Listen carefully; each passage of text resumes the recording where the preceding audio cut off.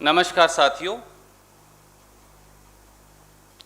महंगाई से मुंह मत मोड़ो और कम नहीं कर सकते तो कुर्सी छोड़ो।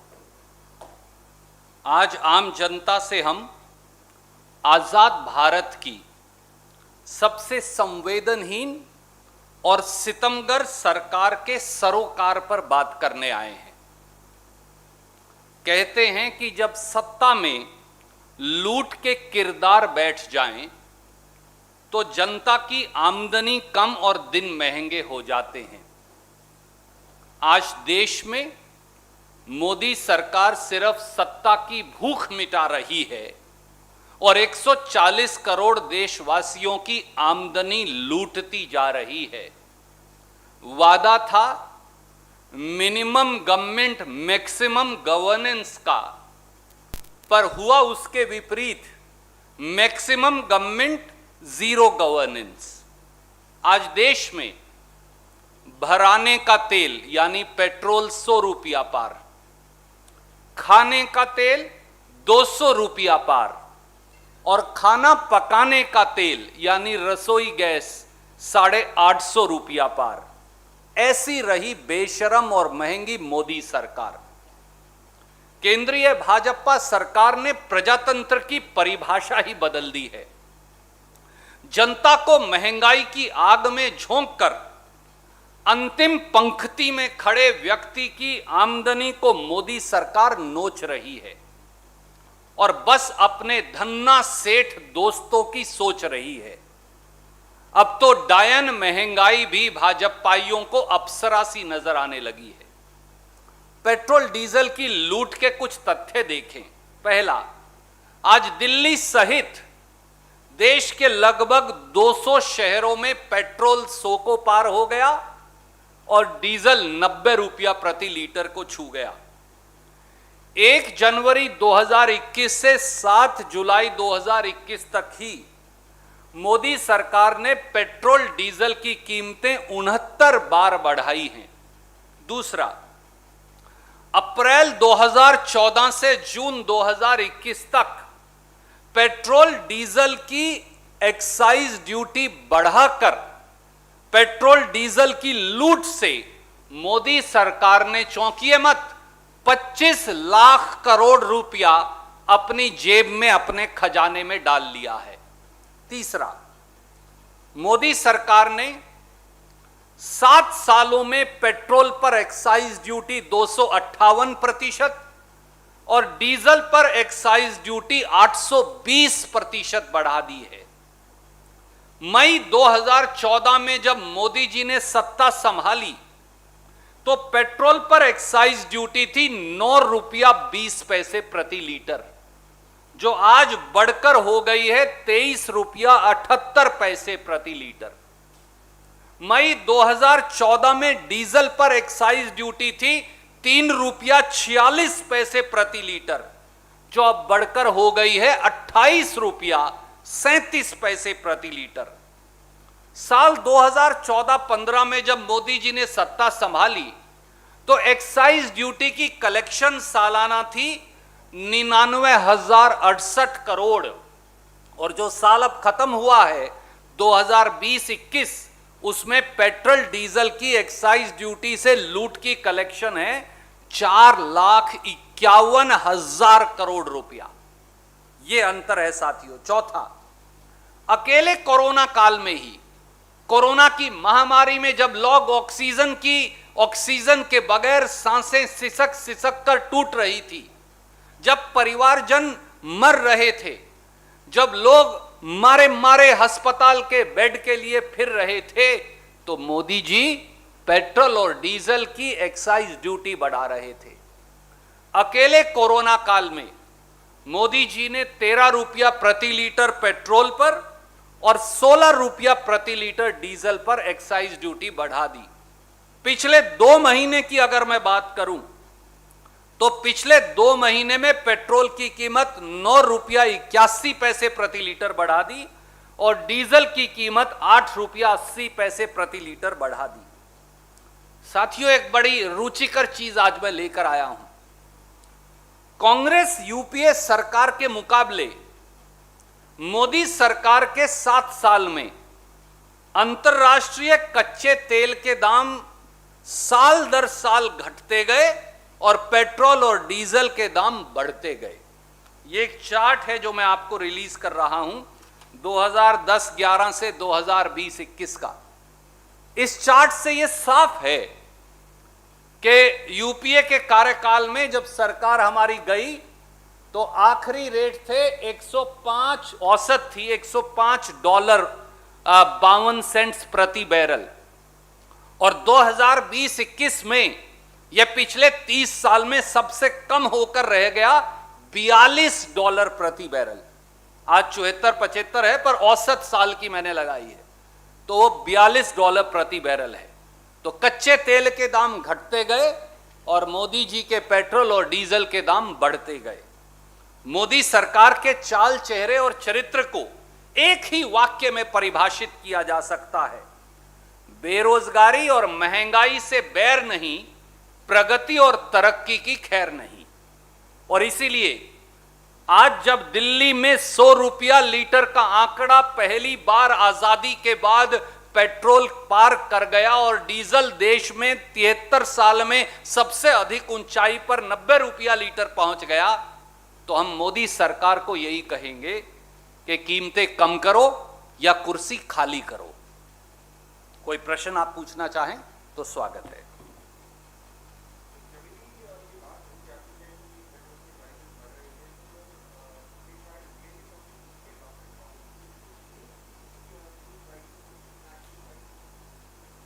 इसीलिए आदरणीय मित्र, हमने अंतर्राष्ट्रीय बाजार के कच्चे तेल की औसत आपको कही और मैं साल दर साल की औसत पढ़कर बताऊंगा।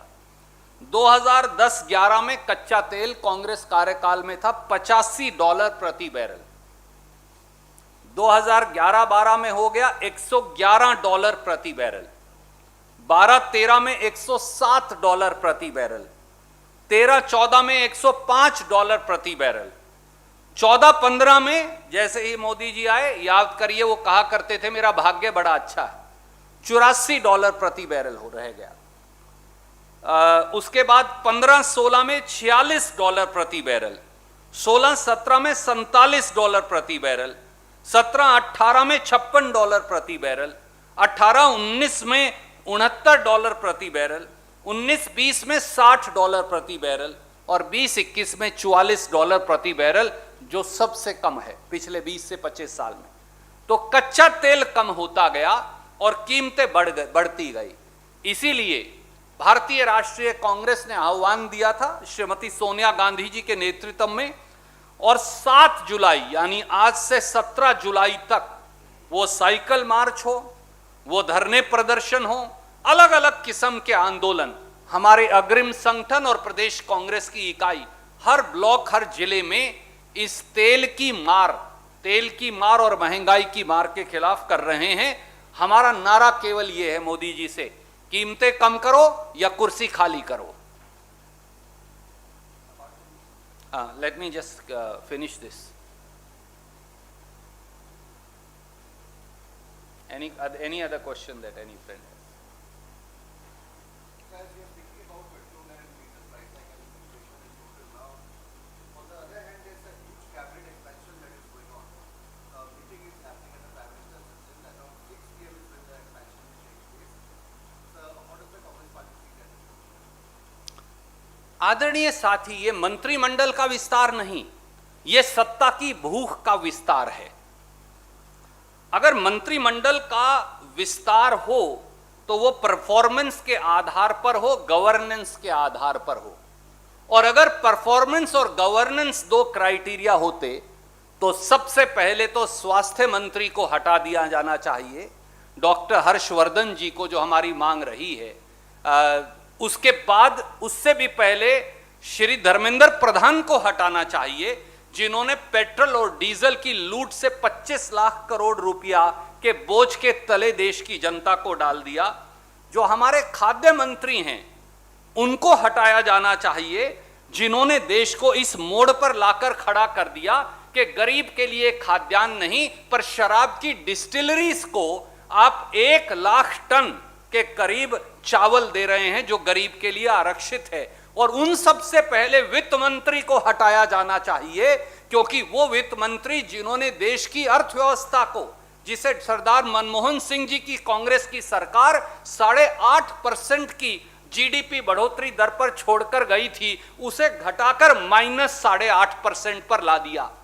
अगर परफॉर्मेंस और गवर्नेंस आधार है तो रक्षा मंत्री राजनाथ सिंह जी को हटाया जाना चाहिए, जिनके कार्यकाल के अंदर चीन ने भारत की सरजमी पर कब्जा कर रखा है, पर कुछ हो नहीं रहा। अगर परफॉर्मेंस और गवर्नेंस आधार है तो फिर होम मिनिस्टर अमित शाह जी को हटाया जाना चाहिए, जिनकी सरपरस्ती में और जिनकी नाक के नीचे आम तौर से नक्सलवाद हो या उग्रवाद वो चारों तरफ फैला हुआ है।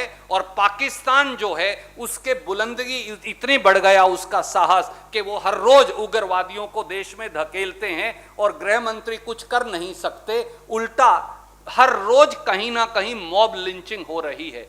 अगर परफॉर्मेंस और गवर्नेंस आधार है तो फिर प्रधानमंत्री को ही हटा दिया जाना चाहिए। सच्चाई ये है क्योंकि उन्होंने आपके समेत, प्रेस की आजादी के समेत, नॉर्थ कोरिया के और मिलिट्री शासकों के साथ आवाज दबाने में अगर किसी सरकार का आज नाम आता है तो वो मोदी सरकार को आता है। इसलिए साथियों, ये परफॉर्मेंस और गवर्नेंस नहीं, ये सत्ता की भूख का विस्तार है। I'll try and translate it for you, my friend. You know, people from Haryana have always a little slight problem translating everything into English. This is not a cabinet expansion. This is a spoils of power distribution and defectors adjustment expansion of the Modi government. If performance and governance was the criteria, then the first minister to be sacked should be the Defense Minister of India, Shri Rajnath Singh. For under his charge, China has occupied Indian territory and are refusing to vacate it. And PM and Defense Minister are scared of uttering the word China. If performance and governance is the criteria, then Home Minister Shri Amit Shah should be sacked. For under his charge, Naxalism and terrorism is continuing unabated. Only repression of human rights has become the norm, and custodial deaths of activists has become the practice. Mob lynching is the new mantra of this government under his charge. If performance and governance is the criteria, then the Finance Minister, Mrs. Nirmala Sitharaman, should be sacked. Dr. Manmohan Singh and Congress left the government when GDP was growing at almost 8%, and it is now -8%. Unemployment, inflation, and deficit are galore, and Finance Minister has no comprehension of the word finance. If performance was a criteria in governance, then the Health Minister, the Food and Civil Supplies Minister, as also other ministers should be sacked. For the ration meant for the poor is now being given to the distilleries in the name of producing ethanol, so that that can be now mixed with petrol and diesel. If performance and governance was the criteria, then the first person to be sacked should be the Prime Minister of India, Shri Narendra Modi, for he has brought the government, the entire country, to a standstill. Progress and peace and harmony has been thrown in the dustbin of history, and the present Prime Minister would be remembered as an autocrat who decimated India's economy, who ensured India was pushed into an abyss of unemployment, and who ensured that India's strength as the superpower of the 21st century was grossly undermined. So this is a cabinet expansion for spoils of power and defectors adjustment program. Thank you.